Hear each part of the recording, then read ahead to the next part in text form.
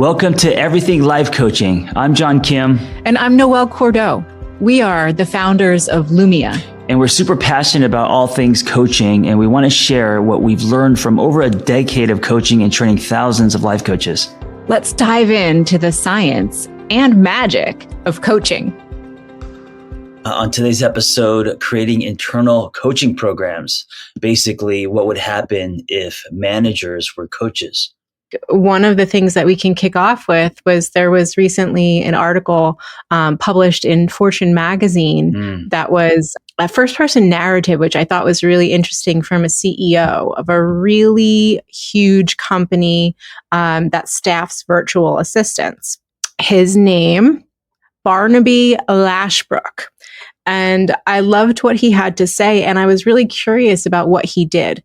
His company was in this space where employee engagement was tanking, productivity was tanking. No one was really sure what to do coming back from the pandemic, coming back into a space of, oh, we have to return to the office and so on. He listened to the employees who were at his company. And based on the feedback from the people who work for him, he took all of the managers in the company and replaced them with coaches. Wow. What do you think happened?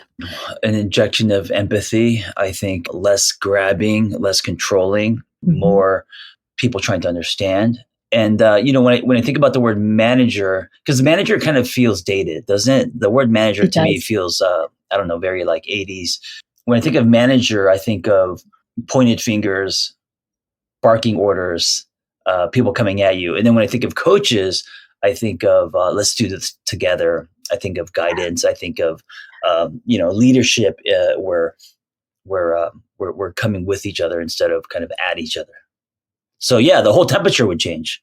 The whole temperature would change. So as this initiative was getting set up, the people who were brought in as coaches had one very clear job, and it was to help the employees be as productive as possible and to achieve more. So, what does this look like? What do the skill sets look like if we're really breaking it down? This was a role that was created to provide really close mentoring, feedback, and encouragement. And really specifically, it was to help the employees themselves identify how they work best, and then to provide those folks with the training to bridge the gap. And so it was really employee directed. And I think that this point is the central one when we're looking at, well, how do we transition from traditional management to coaching? It's actually that the employee, not the manager, is the center of the power dynamic of saying, this is how I work best. This is what I need. This is what I need to be successful. And so it's turning everything on its head in terms of how employees think of themselves showing up every day. Hey, isn't this kind of what's happening in the world in general, collectively? Just, with words like patriarchy and even like this, speaking of pink, this whole Barbie movie and stuff, the power being shifted. And that power shifting can feel really scary to folks who have traditionally relied on command and control, systems and structures. But really what we're talking about is a different way of directing our energy. So instead of directing from above and saying, do this, you're directing alongside and saying, how can I help? How can I support? And I don't know about you, but if I were in a position of having to choose between the two, do I want people to just blindly do what I say? And it's on me to be right or wrong? Or do I want to be next to people who I genuinely believe are talented, bright, and capable and help them do their best work? I'd want to be in the second position because we spread our resources around mentally, emotionally, spiritually. It's what a team is. Yeah. I've experienced as an employee, working in treatment centers where it was run by an iron fist, very managerial. Everyone was scared. And, going into work was very dreadful. Everyone thought that they could be laid off at any moment. And the women who ran it, very controlling. And, you had to sign out to go to the restroom, that kind of thing. And then I've worked in spaces, and including at Lumia, where the person's empowered instead of told what to do. And what I've learned is I definitely, I'm more productive. I'm more open. I'm a team player. I'm more, that in that kind of space than where, in the other space where you're told what to do, I'm just hiding out in the restroom, Yeah, seriously. Yeah. Yeah, absolutely. Absolutely. And so, we're talking about this qualitatively, but then when we look at this quantitatively, what happened in this particular company, and the company is called Time, etc. Productivity increased 20%. Yeah. And in the period after all of these changes were implemented, Time, etc. is now in the top 1% of employee engagement for Fortune 500 companies globally. So it changed the character of the organization, the way the organization shows up in the world, the way the organization is able to perform. And it changed the lives of the people who exist inside of this organization.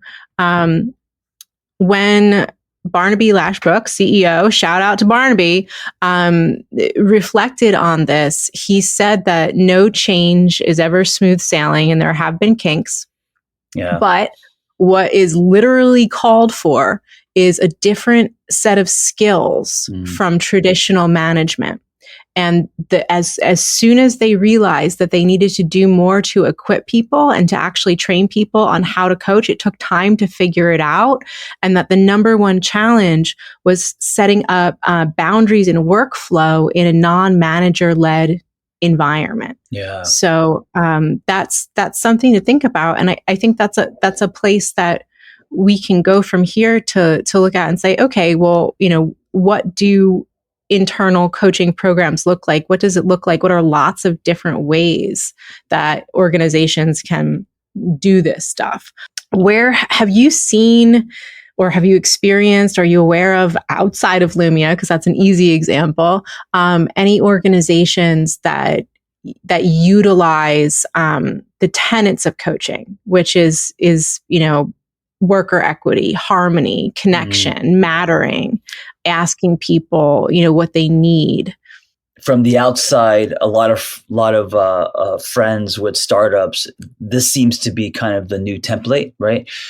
So I'm witnessing it in that way. But just because I'm, an entrepreneur who kind of mostly works alone in his garage, I haven't experienced it personally. But I am, through reading and through hearing from friends as they start companies, how they want to set the tone. This is now, I think, becoming the way, and I think for the employees, they're also not willing to negotiate. Like this is almost, you know what I'm saying? Like, I don't think there's a lot of tolerance anymore when it comes to, the work environment, how we're treated, what we believe we're worth, pay, all that stuff. So I think eventually the leaders or the higher ups are not going to have a choice, Yeah, that's certainly happening. So, whether you're in an organization or you're in a startup, you're going to build an organization, or even if you're just early in your career and you're looking to the future and saying, well, how do I grow and develop these skills now? I think that there are a couple of different models that we can play with. So one that we just described, which is manager as coach, which is what that company Time, etc. did, is actually bringing in coaches. What that looks like in real everyday life is a lot more communication than people are typically used to. Yeah. Because coaching is a discipline where you have to have conversations in order to do the work of it. So where a manager might have said, okay, this is the agenda, and like let everybody go to do their work, and then they do check-ins on, productivity, how are we doing? That's out the window. What we're now looking at are weekly, consistent follow-up, follow-through, daily, consistent follow-up, follow-through. How are you doing? How is it going? What are you working on? And for that manager to be a hell of a lot more active day in and day out on sourcing the productivity, helping the employees set boundaries, measuring the performance in real time so no one is caught out by like, oh, we missed goal. If you're actually on top of stuff weekly, everybody in the organization is very finely attuned with how we're working as an engine together, towards our mutual goals. So it does take a lot of verbal skill in order to do this. It takes a lot of emotional intelligence to be able to do this. And I think a great example of why coaches are so effective, I had a conversation not too long ago with someone who was a manager as coach, who said that the number one skill that they utilize to be successful is being able to look at somebody's face and know that they need to talk about something. Oh, just by the expression on their face. Mm-hmm. Well, if you're like me and you have permanent, I always look like I'm miserable. That can be misleading. It can, but it also means that you're really getting to know somebody because, right. That's their you default, have tells. Like I can tell when you're upset. I can tell when there's actually something, below the surface because I know you. I know your verbal cadence. I know your patterns. And these are the types of things that coaches are trained to observe. How do you know as a coach when there's emotions swimming below the surface? How do you gain enough comfort with helping people manage difficult emotions to let somebody, really vent it out and then get them back on track? Like this is part and parcel of the coaching experience. Yeah. Another type of internal coaching that I think is really interesting, this was first talked about in, I think, 2021, 22 in the Wall Street Journal. It was McKinsey did the research. And this was a projection that there are going to be actually two people in the managerial role moving forward. One is going to know how to do the job, drive productivity, and help people with their professional development, like get better at the actual job itself. And then the other manager is going to be a coach who is solely focused on that person's emotional well-being and professional development, but from a different context. It's how do you advance within your career? Where are you going within the organization? And in 2023, as most companies are looking at talent and saying, oh shit, we're fucked. Like we need to retain all of our talent, moving people into these roles within the organization, actually having dedicated people to talk to employees. What are your goals? What are your skill sets? Where do you want to go? And then have that coach be an outside person who's actually a sponsor within the organization to help people move and grow and do and learn stuff that they really want to do. That is a beautiful way for organizations to begin letting people, hey, we care about your growth as a whole person. So I'm hoping to see that more and more. It's like having your own. It's like having a guidance counselor.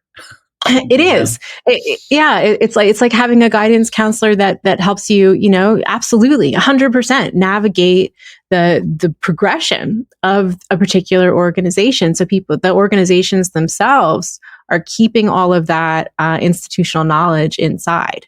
So kudos to folks who are doing that. Another model that I love, a job that I would love to have is, and I'm seeing this happening more and more, is organizations are hiring life coaches, well-being to actually be life coaches for their employees, not executive coaches, not performance coaches, but like whole how's your life coaches for their employees. What I love about that is when an organization or a company provides you life coaches, especially in-house, they're basically saying, we care about your life. Yes. And so if you care about someone's life and you make their life better, then of course the performance is going to go up, or productivity, or, and I think when they're miserable, they're not going to want to, work as much. So, or the work they do is not meaningful. So I think that's really the smart way. Just firing managers, probably not the way to go, but having life coaches or training managers to wear, two hats, right? So Zappos was the company that really pioneered that, was having a life coach for every employee. And where I'm starting to see that trend take hold is in health systems. health and hospital systems, because the doctors, the nurses, the social workers, everybody in palliative care, my God, these humans are so burnt out and they need care and support so much. So actually bringing in coaches to support the employees themselves with everything from grief, burnout, communication skills, everything nobody learned in med school is becoming a really, really strong trend that I'm excited about. All right. So if you're listening to us and you're like, this makes a ton of sense, how do we do it, right? So, step one is obviously to get stakeholder buy-in. So there are so many great case studies out there, just like the one that we showed today with Time, etc. And then the other piece, something that we're seeing at Lumia, is that more and more companies are interested in providing ICF accredited coach training as an employee benefit.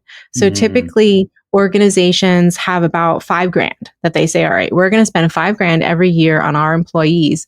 And that's, at least at Lumia, the price point for part one of our ICF coach training program. And so this is right in line with where the benefits market is going. So if you work in HR, if you're thinking, I need to do this for my people, this is it. Going through the door of benefits is a wonderful way, because the framework is already established. The funding is already established. Companies have it set aside. They know they want to train people. So let's get them moving with coaching. What do folks learn in coach training? If you're thinking about, Lumia, what do you think the most valuable thing that somebody could walk away with if they wanted to bring this in-house?